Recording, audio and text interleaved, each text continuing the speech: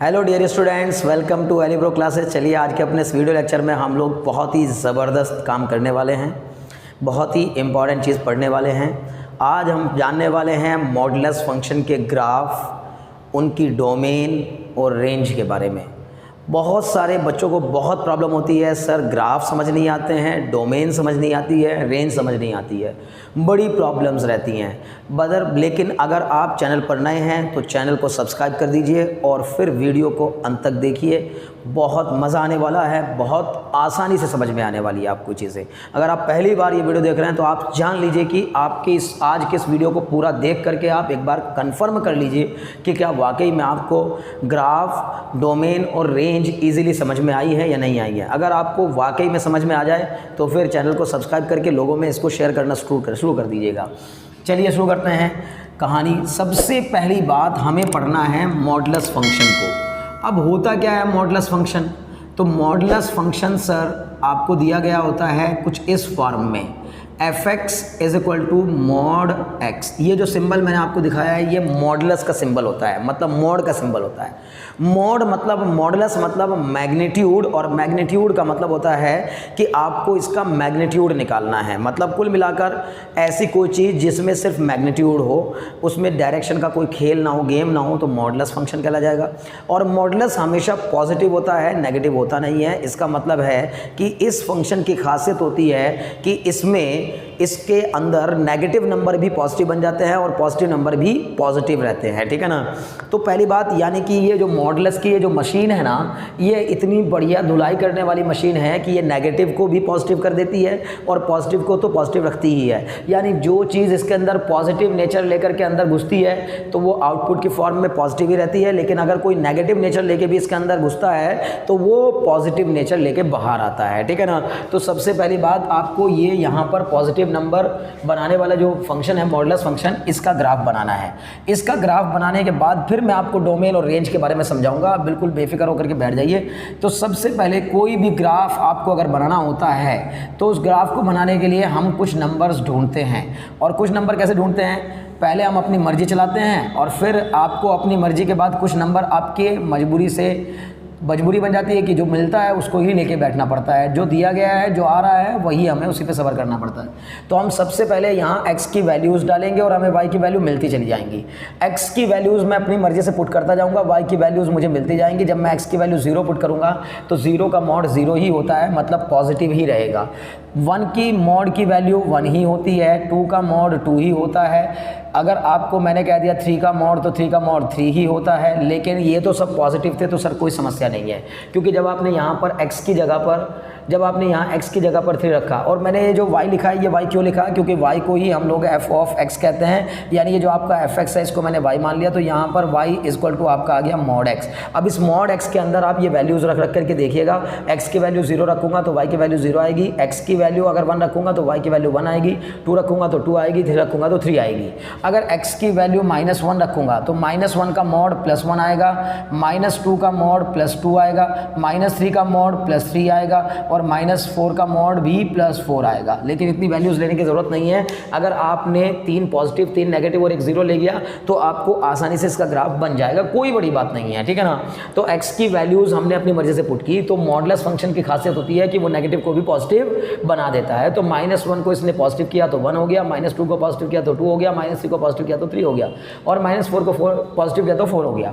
चलिए अब अगर ऐसा है तो फिर आप यहाँ पर ग्राफ बनाने की कोशिश करिए। जब हम यहाँ ग्राफ बनाने की कोशिश करेंगे, बल्कि चलिए यहाँ पर ग्राफ बना लेते हैं, उधर डोमेन और रेंज के बारे में बात कर लेंगे। तो ग्राफ जब हम इसका बनाने की कोशिश करेंगे तो आप पाएंगे कि x एक्सेस और y एक्सेस पर हमें कुछ कोऑर्डिनेट देखने को मिलेंगे और वो कोऑर्डिनेट आपको खुद डिसाइड करने हैं। देखिए एक बढ़िया सा स्केल लेकर के आप आसानी से क्या कर सकते हैं, स्केल मतलब यानी आप ये ले सकते हैं कि 1 1 के गैप पे आपने अपनी ग्राफ कॉपी में 1 1 का गैप लेकर के बॉक्सेस पर मार्क कर लिया 1 2 3 4 इस तरह से। तो ठीक है, हम यहाँ पर 1 लिखेंगे, ये हो गया आपका 1, ये हो गया आपका यहाँ 2, ये हो गया आपका यहाँ 3, ये हो गया आपका यहाँ 4, फिर एक्स एक्सेस पर यहाँ कितना हो जाएगा आपका -1, यहाँ कितना हो जाएगा -2, यहाँ कितना हो जाएगा -3 और यहाँ कितना हो जाएगा -4। देखिए समझने के लिए थोड़ा टाइम लगता है, एक्सप्लेनेशन देने में टाइम लगता है, तो वीडियो थोड़ा लंबा हो सकता है, आपको घबराने की ज़रूरत नहीं है। आप पेशेंस रख करके बैठिए और आराम से मॉडुलस फंक्शन के ग्राफ को समझने की कोशिश करिए। तो देखिए सबसे पहली बात आपको यहाँ पर वाई एक्सिस पर आपने बना लिया यहाँ 1, ये यहाँ आपका यहाँ पर थोड़ा सा और गैप दे करके बनाना चाहिए था, तो यहाँ पर आपका रहेगा क्या, मान लीजिए ये रहा आपका 2, ये रहा आपका 3 और ये रहा यहाँ आपका 4। इसी तरह यहाँ नीचे की तरफ आपका होगा -1, ये यहाँ होगा -2, ये यहाँ रहेगा -3, इधर होगा -4। अब आप वैल्यूज़ पुट करना शुरू करिए। x = 0 तो y = 0, ये रहा वो पॉइंट 0,0। फिर x = 1,1, x की वैल्यू 1 तो y की वैल्यू भी 1, ये रहा वो पॉइंट आपको मिल गया, ये पॉइंट ये रहा यहाँ पर, ठीक है। फिर x की वैल्यू 2 तो y की वैल्यू 2, जब हम x की वैल्यू 2 रख रहे हैं तो y की वैल्यू भी कितनी हो जा रही है, 2 हो जा रही है, इसका मतलब ये रहा वो पॉइंट आपका। फिर जब x की वैल्यू 3 तो y की वैल्यू भी 3 हो जा रही है, x की वैल्यू 3 तो y की वैल्यू 3। देखिए इसके ऊपर आप यहाँ 3 के आगे चले जाइए, ये आपको वैल्यू मिल गई। अब जब ये वैल्यूज़ मिलेंगी तो इनको आप मैच करता हुआ एक लाइन खींच दीजिए, बेहतरीन सी एक लाइन बनेगी। ये आपको 3 पॉइंट्स मिल गए, ये वाला पॉइंट आपका है 1,1, ये वाला पॉइंट आपका है 2,2, ये वाला पॉइंट आपका है 3,3। फिर आप इधर की तरफ आ जाइए तो -1 पर आप जब ग्राफ बनाएंगे तो -1 पर 1 वैल्यू है तो आपको ये पॉइंट मिल गया, -2 पर वैल्यू ये है तो आपको ये ग्राफ मिल गया, -3 पर आपकी वैल्यू ये है तो आपको ये मिल गया यहाँ पर ग्राफ। इन तीनों पॉइंट को मिलाती हुई जब आप एक लाइन बनाएंगे तो वो आपको कुछ ऐसी लाइन मिलेगी, ये पॉइंट आपका मिस नहीं होगा, पक्का लाइन के ऊपर लाई करेगा अगर आप बिल्कुल सही फेयर डायग्राम बनाने की कोशिश करेंगे। तो y = मॉडुलस x का ग्राफ जब मैंने बनाने की कोशिश की तो मैंने पाया कि ये एक वी शेप का ग्राफ बन के आया, और मॉडुलस फंक्शन के ग्राफ अक्सर वी शेप के ही होते हैं, जिनमें यहाँ फिलहाल इस ग्राफ में ओरिजिन पर कॉर्नर है, शार्प कॉर्नर इसको कहते हैं, तो यहाँ पर ये आकर के कॉर्नर लेकर के आपका अलग हो गया, ठीक है ना। मतलब कुल मिलाकर यहाँ कॉर्नर से आपका ग्राफ जो है वो चेंज होता है। पहले ये यहाँ से चली आ रही है y = -x की लाइन, और फिर ये यहाँ आकर के चेंज हो जाती है और बन जाती है y = +x की लाइन। तो इसमें 2 लाइन मिल रही हैं, है ना, ये एक लाइन उधर से आ रही है और फिर ये एक लाइन इधर जा रही है, y = x। तो ये बात तो हो गई ग्राफ की, केवल इतना तक तो आपको समझ में आ गया होगा ग्राफ। अगर आपको किसी का भी ग्राफ बनाना है तो x की वैल्यूज़ अपनी मर्जी से चूज़ करते जाइए, y की वैल्यूज़ आपको मिलती जाएंगी, उन x और y की वैल्यूज़ को ग्राफ पर शो करिए और उनको आपस में मिला दीजिए तो आपको ग्राफ मिल जाएगा। अब ग्राफ के बाद बात आती है डोमेन की और रेंज की। तो ये बहुत इंपॉर्टेंट टॉपिक है और बहुत मुश्किल लगता है कुछ बच्चों को, जबकि एकदम आसान है, इंतहाई आसान, इससे ज़्यादा आसान कुछ हो नहीं सकता। अगर आप दिमाग लगा के बढ़ेंगे तो आपको अगर बात समझ में आ जाएगी एक बार। देखिए डोमेन क्या होती है, डोमेन का मतलब होता है वेरिएबल की हर वो वैल्यू जिस पर कोई फंक्शन डिफाइंड हो। मतलब आप वेरिएबल की कौन कौन सी वैल्यूज़ ऐसी फंक्शन के अंदर पुट कर सकते हैं। वेरिएबल मेरा मतलब वेरिएबल मतलब y = mod x में ये जो x है ये वेरिएबल है, इसकी वैल्यू को जैसे जैसे मैं वेरी करा रहा हूँ वैसे वैसे y की वैल्यू वेरी कर रही है। तो x और y 2 वेरिएबल होते हैं, लेकिन y आपकी फंक्शन कहलाता है। y एक फंक्शन है जो कि x पे डिपेंड कर रहा है। तो अगर y x पे डिपेंड कर रहा है तो हमें x की वो वैल्यू चुननी है जिन x की वैल्यू पर इस y की वैल्यू डिफाइंड रहे, बस अनडिफाइंड नहीं होनी चाहिए, मतलब नॉट डिफाइंड नहीं होनी चाहिए। मतलब वेरिएबल की वो वैल्यूज़ आप हटा दीजिए जिन वैल्यूज़ पर ये फंक्शन नॉट डिफाइंड हो जाता है। तो नॉट डिफाइंड वाली वैल्यू हटा करके आपको जितनी बाकी बची हुई वैल्यू मिलेंगी वो सब के सब आपकी डोमेन का पार्ट होंगी। तो अब लेकिन अगर मैं mod x की बात करूं तो mod x में x की वैल्यू आप कुछ भी रख रहे हैं, माइनस में रख रहे हैं तो भी डिफाइंड है, प्लस में रख रहे हैं तो भी डिफाइंड है, और घबराइएगा नहीं, फ्रैक्शन में रखेंगे तो भी डिफाइंड होगा। मतलब अगर x की वैल्यू 1/2 रखूंगा तो y की वैल्यू 1/2 आ जाएगी, x की वैल्यू -1/2 रखूंगा तो y की वैल्यू +1/2 आ जाएगी। बस इतना काम है मॉडुलस फंक्शन का कि वो नेगेटिव को पॉजिटिव बना देता है। तो इसका मतलब है कि यहाँ पर नेगेटिव पर भी और पॉजिटिव पर भी दोनों पर क्या है, ये एप्लीकेबल है। मतलब नेगेटिव नंबर भी इसकी डोमेन में आ रहे हैं, पॉजिटिव नंबर भी इसकी डोमेन में आ रहे हैं, फ्रैक्शन भी आ रहे हैं, रैशनल नंबर भी आ रहे हैं, तो सभी के सभी इसकी डोमेन में आ रहे हैं। तो इसका मतलब है कि डोमेन हो गई इसकी ऑल रियल नंबर, सभी रियल नंबर इसकी डोमेन कहलाएगी। क्यों? क्योंकि ये एक भी नंबर ऐसा नहीं मिल रहा है जहाँ पर ये डिफाइंड ना हो। तो आप ऐसे लिख सकते हैं ऑल रियल नंबर, या फिर इसी को लिखने का एक तरीका क्या होता है, बस आप लिख देते हैं R means set of real number, इसका मतलब होता है सेट ऑफ रियल नंबर। या फिर आप एक तरीका और भी अप्लाई कर सकते हैं कि आप लिख सकते हैं x बिलोंग्स टू -∞ टू +∞, मतलब x की जो वैल्यू है वो -∞ से +∞ के बीच में होनी चाहिए, यानी -∞ से लेकर +∞ के बीच में कुछ भी हो सकती है, सभी रियल नंबर इसकी वैल्यूज़ इसकी डोमेन में आ सकते हैं, ठीक है ना। तो डोमेन तो आपको आसानी समझ में आ गई होगी। अभी ऐसा फंक्शन नहीं मिला जिसकी डोमेन आपको कहीं भी डोमेन में कोई पॉइंट ऐसा मिल रहा हो जो कि अनडिफाइंड हो जा रहा हो जहाँ पर ये, तो इसको हटाने वाला कोई पॉइंट मिला नहीं, इसका मतलब डोमेन हो गई ऑल रियल नंबर।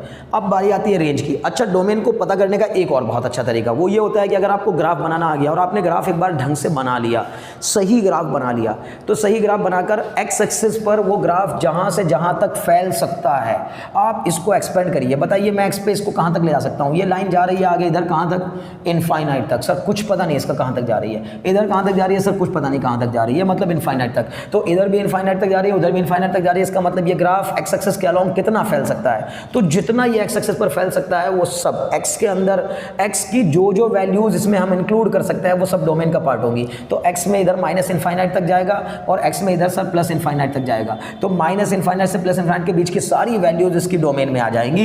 ये भी एक तरीका है, यानी ग्राफ देखकर भी आप आसानी से बता सकते हैं कि इसकी डोमेन क्या होगी।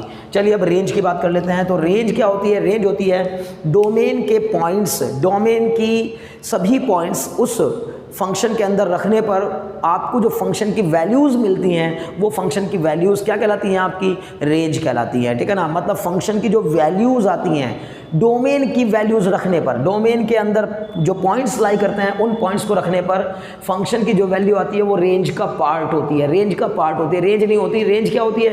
रेंज होती है कि आपकी डोमेन के सभी वैल्यूज़ रखने पर जो मिनिमम वैल्यू आ रही है फंक्शन की वहाँ से लेकर और जो मैक्सिमम वैल्यू आ रही है फंक्शन की वहाँ तक, उसकी रेंज कहलाती है। तो आप मुझे बताइए ज़रा देख करके कि अगर मैं यहाँ पर कुछ भी रख रहा हूँ, डोमेन का कोई भी नंबर रख रहा हूँ, तो जो वैल्यू शुरू हो रही है वो 0 से शुरू हो रही है, कभी भी 0 से छोटा नंबर नहीं आ रहा है। आप अगर -1 रख रहे हैं तो भी +1 आ रहा है आंसर, अगर आप -2 रख रहे हैं तो भी +2 आ रहा है आंसर, अगर आप -3 रख रहे हैं तो भी +3 आ रहा है आंसर। इसका मतलब है कि -3 पर, -2 पर, -1 पर, -4 पर, सब पर एक ही जैसी वैल्यूज, मतलब पॉजिटिव वैल्यूज आ रही हैं। और जब पॉजिटिव रख रहे हैं तो भी पॉजिटिव वैल्यू आ रही है, इसका मतलब इसमें कभी भी नेगेटिव वैल्यू आएगी ही नहीं, इस फंक्शन की वैल्यू कभी भी नेगेटिव नहीं आएगी। तो मतलब रेंज जो होगी वो 0 से स्टार्ट होगी और कहाँ तक जाएगी सर? इनफाइनाइट तक जाएगी। तो इसका मतलब बेहतरीन आंसर हो गया आपका कि सर रेंज हो जाएगी इस फंक्शन की, है ना, रेंज हो जाएगी 0 टू इनफाइनाइट। और 0 को भी इंक्लूड करेंगे क्योंकि 0 इसके इंटरवल में आएगा, क्योंकि x = 0 पर y की वैल्यू 0 है जो कि डिफाइंड है, लेकिन इनफाइनाइट पर हमेशा ओपन इंटरवल लगेगा।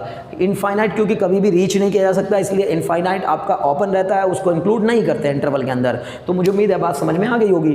तो रेंज जो रहेगी वो 0 से लेकर इनफाइनाइट तक रहेगी। तो अभी रेंज का भी मैं एक और बता रहा हूँ आपको तरीका, यानी ग्राफ देखकर आप डोमेन और रेंज कैसे बताएंगे। तो किसी भी ग्राफ की डोमेन बताने का तरीका तो मैंने आपको बता दिया कि एक्स एक्सिस पर वो जहां से जहां तक जा सकता है वो डोमेन होती है। इसी का जस्ट उल्टा वाई एक्सिस पर जहां से जहां तक आपका ग्राफ जा सकता है, मिनिमम जहां तक जा सकता है और मैक्सिमम जहां तक जा सकता है, वो आपकी कहलाती है रेंज। तो बताइए वाई एक्सिस पर मिनिमम ये ग्राफ कहां आके रुक गया? वाई एक्सिस पे नीचे नहीं है ये ग्राफ, इसका नीचे कोई हिस्सा नहीं है, 0 से स्टार्ट हुआ और कहां तक जा रहा है वाई पर? ऊपर इनफाइनाइट तक जा रहा है। सर कुछ पता नहीं कहां तक जा रहा है, तो इसका मतलब ग्राफ देखकर भी हम बता सकते हैं कि ये 0 से लेकर इनफाइनाइट तक जाएगा ये ग्राफ। मुझे उम्मीद है बात समझ में आ गई होगी और आपने ये ग्राफ बहुत आसानी से समझ लिया होगा। चलिए आइए एक दो ग्राफ हम और समझते हैं मॉडुलस से ही रिलेटेड।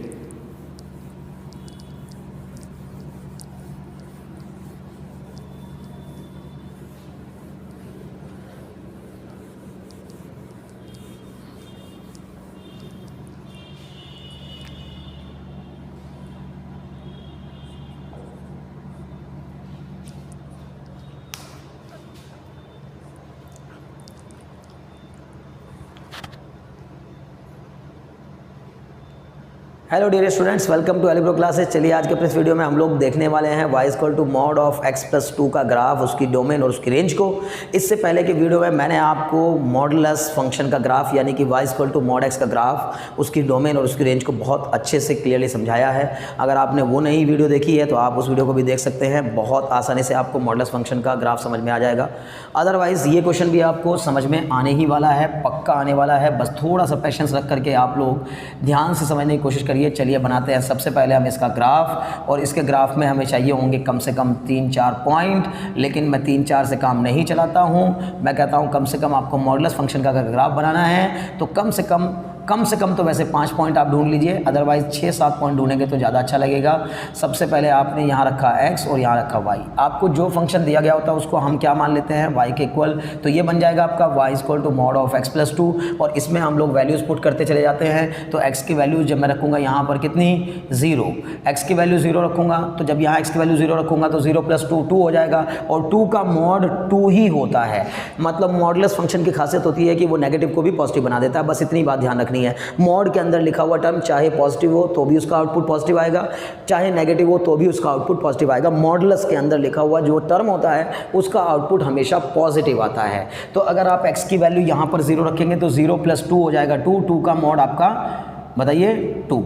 फिर x की वैल्यू मैं 1 रखूँगा तो 1 रखने पर आपका 1 प्लस 2 3, 3 का मॉड आपका 3 हो जाएगा। x की वैल्यू मैं 2 रखूँगा तो 2 रखने पर 2 प्लस 2 4, 4 का मॉड आपका 4 हो जाएगा।